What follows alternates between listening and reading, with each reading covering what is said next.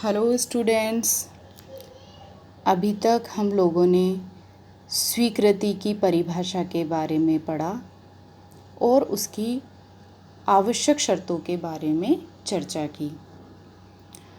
अब हम आगे की आवश्यक शर्तों के बारे में अध्ययन करते हैं। 7वीं इसकी महत्वपूर्ण शर्त है, स्वीकृति की संसूचना प्राधिकृत व्यक्ति के द्वारा ही होनी चाहिए। स्वीकृति की सूचना उस व्यक्ति द्वारा भेजी जानी चाहिए जिसे स्वीकृति देने का अधिकार है। यदि अधिकृत या प्राधिकृत व्यक्ति से स्वीकृति प्राप्त नहीं होती है तो वह स्वीकृति विधि मान्य या प्रभावशाली नहीं मानी जाएगी। अगली आवश्यक शर्त है, प्रस्ताव की स्वीकृति प्रस्ताव का खंडन या उसके वापस लिए जाने के पूर्व की जानी चाहिए। जब प्रस्ताव ही अस्तित्व में नहीं है तो उसकी स्वीकृति का कोई भी महत्व नहीं होता है। अतः प्रस्ताव की स्वीकृति प्रस्ताव का अंत होने या उसके वापस लिए जाने से पहले ही हो जानी चाहिए। अगली शर्त है, स्वीकृति का ढंग, मोड ऑफ एक्सेप्टेंस। प्रस्तावक द्वारा प्रस्ताव में बताए गए ढंग के अनुसार ही प्रस्ताव की स्वीकृति की जानी चाहिए। प्रस्तावक द्वारा अभिव्यक्त ढंग। यदि किसी प्रस्ताव में प्रस्तावक ने स्वीकृति का कोई विशेष ढंग बताया है तो प्रस्ताव की स्वीकृति उसी ढंग से की जानी चाहिए। किसी और ढंग से दी गई स्वीकृति की संसूचना मान्य नहीं मानी जाएगी। इस संबंध में एल्मिसन वर्सेस हेंशा का वाद महत्वपूर्ण है।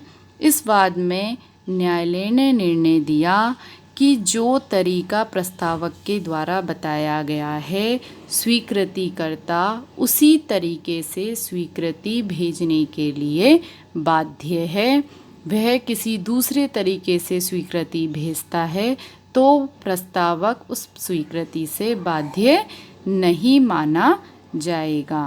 अंग्रेजी और अमेरिकी विधि में यह सिद्धांत पूरी तरीके से अपनाया गया है, परंतु भारतीय संविदा अधिनियम में इसे पूर्ण रूप से नहीं अपनाया गया है।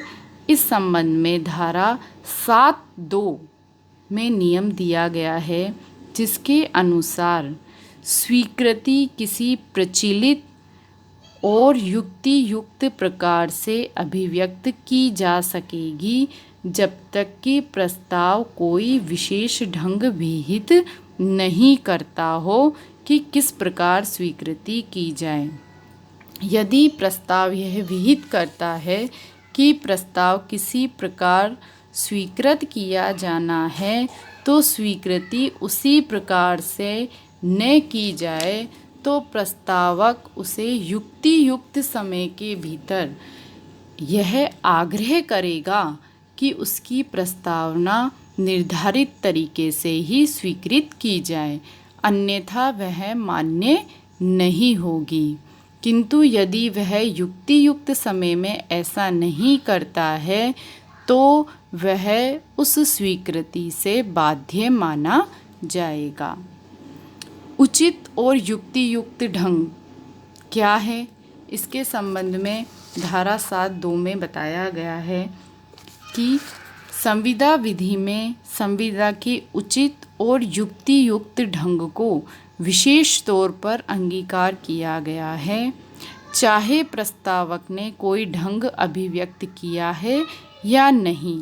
जैसे नीलामी के विक्रय में अंतिम बोली का प्रस्ताव नीलामकर्ता द्वारा मेज बजाकर, हथौड़ा गिराकर, 1 2 3 बोलकर स्वीकार किया जाता है। इसी प्रकार विज्ञापन द्वारा दिए गए सामान्य प्रस्ताव में विज्ञापन में वर्णित शर्तें पूरी करने को ही स्वीकृति माना जाता है। ऐसे मामलों में स्वीकृति की संसूचना भी प्रस्तावक को देना आवश्यक नहीं है। मौन रहने को प्रस्ताव का ढंग नहीं माना जा सकता। प्रस्ताव द्वारा स्वीकृति की विधि निर्धारित की जा सकती है, किंतु मौन रहने को स्वीकृति नहीं माना जा सकता।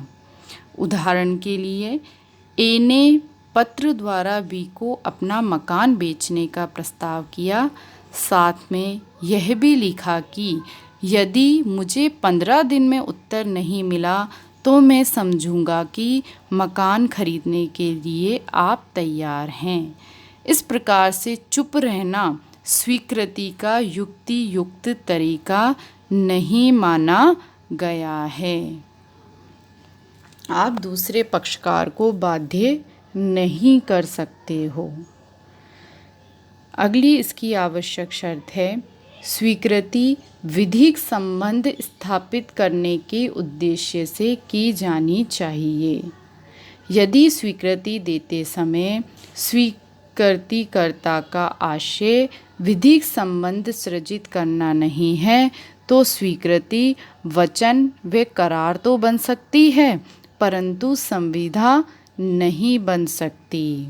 अतः मजाक मजाक में की गई स्वीकृति पारिवारिक, सामाजिक, नैतिक, धार्मिक, राजनीतिक प्रस्तावों में की गई स्वीकृति संविदा का रूप धारण नहीं कर सकती जब तक कि दोनों पक्षकारों का आशय विधिक संबंध स्थापित करने का नहीं होता है।